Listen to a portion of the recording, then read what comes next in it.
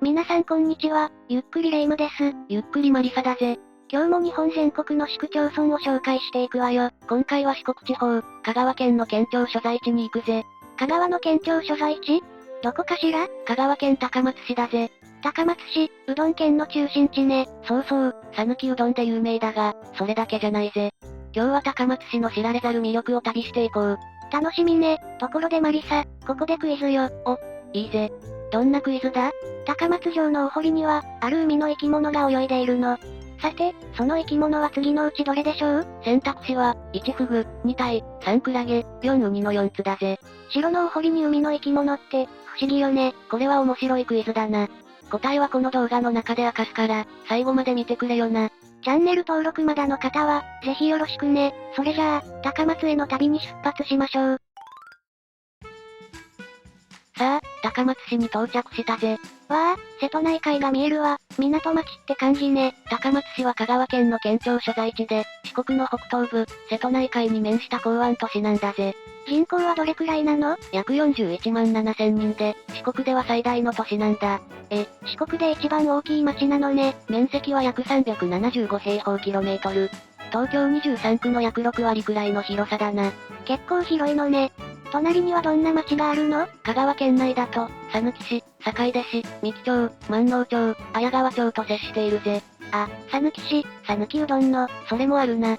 面白いのが、瀬戸内海を挟んで岡山県玉野市や、山を越えて徳島県美馬市とも隣接してるんだぜ。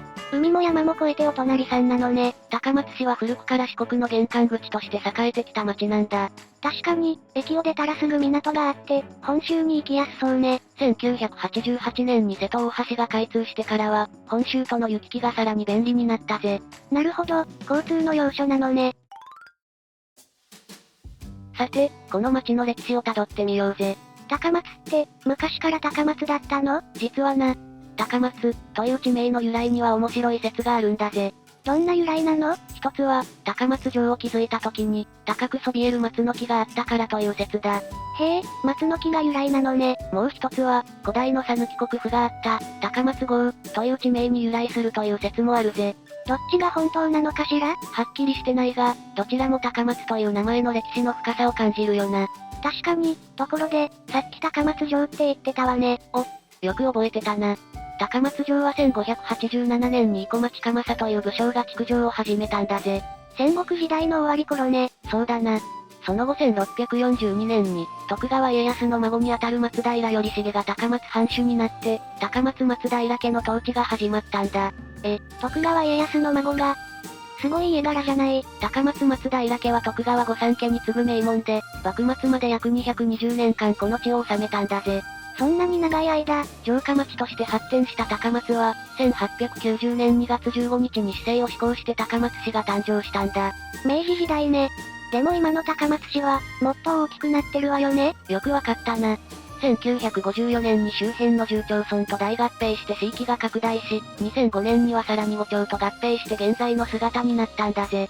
何度も合併してるのね。ちなみに1999年には中核市に指定されて、四国の中心都市としての役割を担っているぜ。あ、思い出したわ。戦争の被害はあったの？残念ながら、1945年の高松空襲で市街地の大部分が消失してしまったんだ。そうなのね。でも今はこんなに立派な街になってるわ。そうだな。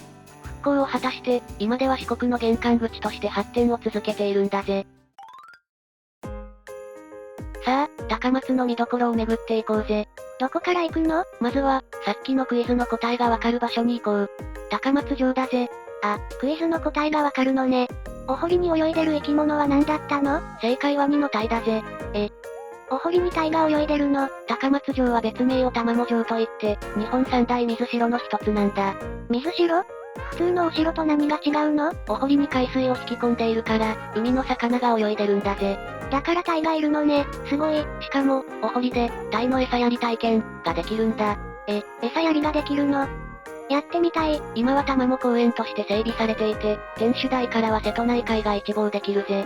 海が見えるお城なんて、ロマンチックね。次は、ミシュラン観光ガイドで最高評価の三つ星を獲得した場所に行くぜ。三つ星？何があるの？栗林公園だぜ。国の特別名勝に指定されている日本を代表する庭園なんだ。わあ、写真で見ても美しいわね。江戸時代初期から、歴代の高松藩主が100年以上かけて作り上げた回遊式大名庭園なんだぜ。100年以上。そんなに時間をかけたの？背景に紫雲山を借景として取り入れた景観は、まさに芸術作品だな。池に映る木々も綺麗ね。四季折々で表情が変わりそう。春は桜、初夏は菖蒲、秋は紅葉と、一年中楽しめるぜ。次はどこに行くの？源平合戦の舞台になった屋島に行ってみよう。源平合戦、歴史の教科書で見たわ。1185年、この屋島で源氏と平家の激しい戦いがあったんだ。あ、那須与一が扇を置いたエピソードの場所ね。よく知ってるな。屋島の山上からは、瀬戸内海のパノラマが広がっているぜ。絶景ね。当時の武将たちも、この景色を見たのかしら。そうだな。山上には新屋島水族館や屋島寺もあって、観光スポットとして人気なんだぜ。水族館もあるの？あと、瀬戸内海に浮かぶ女木島と扇島も外せないな。島？どんな島なの？女木島は別名、鬼ヶ島、とも呼ばれていて、桃太郎伝説ゆかりの地なんだ。桃太郎の鬼ヶ島。島には大洞窟があって、鬼の住処と伝えられているぜ。わあ、行ってみたい。女木島も扇島も、瀬戸内国際芸術祭の会場になっていて、現代アートも楽しめるんだぜ。歴史とアートが融合してるのね。高松港の周辺も見どころが多いぞ。三方と高松には高松シンボルタワーがあって、展望台からの眺めが最高だぜ。港町らしい景色が広がってそうね。さあ、お腹も空いてきたから、高松のグルメを堪能しようぜ。待ってました。やっぱり讃岐うどんよね。そうだな。香川県が、うどん県、を名乗るきっかけは、この高松市から始まったんだぜ。へえ、高松が発祥なのね。高松市内には、うどん屋が至るところにあって、朝からうどんを食べる文化があるんだ。朝からうどん？地元の人は朝ごはんにうどん屋に寄ってから仕事に行くこともあるんだぜ。うどんが日常に溶け込んでるのね。讃岐うどんの特徴は、コシの強さとツルツルの食感だな。確かに、もちもちしてて美味しそう。セルフサービスのうどん屋も多くて、好きな量を自分で茹でて、天ぷらを選んで、出汁をかけるスタイルなんだ。自分で茹でるの？面白そう。価格も良心的で、一杯200円台から食べられる店もあるぜ。安い、コスパ最高ね。次は、地元で愛されているソウルフード、骨付き鶏を紹介するぜ。骨付き鶏？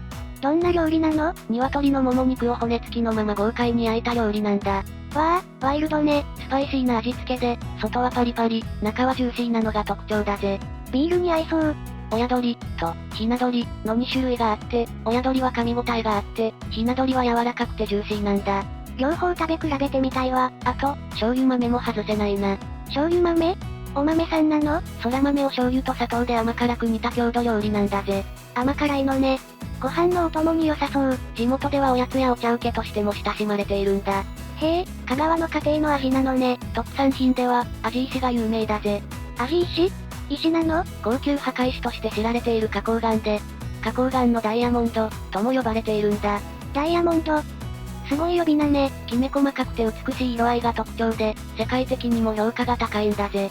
高松って、グルメも特産品も奥が深いのね。あと、高松盆栽や香川漆器も伝統工芸品として有名だぜ。みんなは讃岐うどん、食べたことある？骨付き鶏も気になるわよね。コメントで教えてね。高松の一年を、四季の祭りやイベントで辿ってみようぜ。季節ごとに楽しみがあるのね。春は4月に高松春の祭り、通称フラワーフェスティバルが開催されるんだ。お花がいっぱいなのね。中央公園を中心に、花の展示や音楽イベント、グルメ屋台が並ぶぜ。春のお祭りって、気持ちいいわよね。この時期は栗林公園の桜も見頃を迎えて、園内が桜色に染まるんだ。わあ、お花見したい。夏になると、8月12日から14日まで、讃岐高松祭りが開催されるぜ。夏祭り、盛り上がりそう。総踊りには約5000人が参加して、中央通りを踊り歩くんだ。5000人。すごい迫力ね。最終日には瀬戸内海で花火大会もあって、会場から打ち上げられる花火が美しいぜ。海の花火大会、見てみたいわ。ちなみに、数年に一度開催される瀬戸内国際芸術祭の夏会期には、女木島や扇島も賑わうんだ。アートの祭典ね。高松は芸術祭の玄関口なのよね。秋は紅葉の季節だな。栗林公園の紅葉は格別で、ライトアップもあるぜ。ライトアップされた紅葉、綺麗でしょうね。屋島の紅葉も美しくて、山上から見る瀬戸内海と紅葉のコントラストが最高なんだ。絶景ね。冬になると、12月に高松冬の祭りが開催されて、イルミネーションが街を彩るぜ。冬のイルミネーション、ロマンチックね。三宝と高松や中央通りがライトアップされて、幻想的な雰囲気になるんだ。デートスポットにもなりそうね。あと、高松には面白い伝統文化もあるぜ。どんな文化なの？地元には、琴電って呼ばれる高松琴平電気鉄道があって、レトロな電車が走ってるんだ。レトロ電車。かわいそう。元京浜急行電鉄や元名古屋市営地下鉄の車両が、今も現役で活躍してるぜ。他の地域で走ってた電車が、高松で第二の人生を送ってるのね。鉄道ファンにはたまらないスポットだな。みんなは高松のどの季節に行ってみたい？春夏秋冬、どれも魅力的よね。コメントで教えてね。さて、現代の高松市がどんな取り組みをしているか見てみようぜ。今の高松はどんな感じなの？人口は約41万7千人で、ほぼ横ばいを維持しているが、少子高齢化は進んでいるんだ。やっぱり課題はあるのね。でもな、高松市は、コンパクト、エコシティ高松を目指して、持続可能な都市づくりに取り組んでいるぜ。コンパクト、エコシティ？市街地をコンパクトにまとめて、公共交通を充実させることで、環境に優しく住みやすい街を作ろうとしているんだ。なるほど、賢い街づくりね。あと、高松市は、創造都市としても注目されているぜ。創造都市？瀬戸内国際芸術祭をきっかけに、アートやデザインを活かした街づくりを進めているんだ。芸術で街を盛り上げてるのね。北浜アリーっていう、古い倉庫をリノベーションしたおしゃれなエリアもあるぜ。レトロとモダンが融合してそうね。カフェや雑貨店が入っていて、若者にも人気のスポットなんだ。行ってみたいわ。高松市は四国の玄関口として、これからも発展を続けていくだろうな。未来が楽しみね。今回の高松市の旅、どうだった？会場、名園、うどん、アート。本当に魅力が詰まった街だったな。お堀に鯛が泳いでるなんて、びっくりしたわ。栗林公園の美しさも圧巻だったな。讃岐うどんも絶対食べたいわ。朝からうどん屋に行く文化、素敵ね。骨付き鶏も気になるぜ。源平合戦の舞台、屋島にも行ってみたいし、女木島の鬼ヶ島も探検したいわ。瀬戸内国際芸術祭の時期に訪れたら、もっと楽しめそうだな。琴電のレトロ電車にも乗ってみたい。高松は歴史と現代が融合した、本当に面白い街だぜ。みんなは高松市のどこに行ってみたい？コメント欄で教えてね。高松市に行ったことがある人は、思い出を聞かせてくれると嬉しいぜ。このチャンネルでは、日本全国1741の市区町村を紹介していくから、チャンネル登録もよろしくね。高評価ボタンも押してくれると、次の動画制作の励みになるぜ。次はどこの街を旅しようかしら。それは次回のお楽しみだな。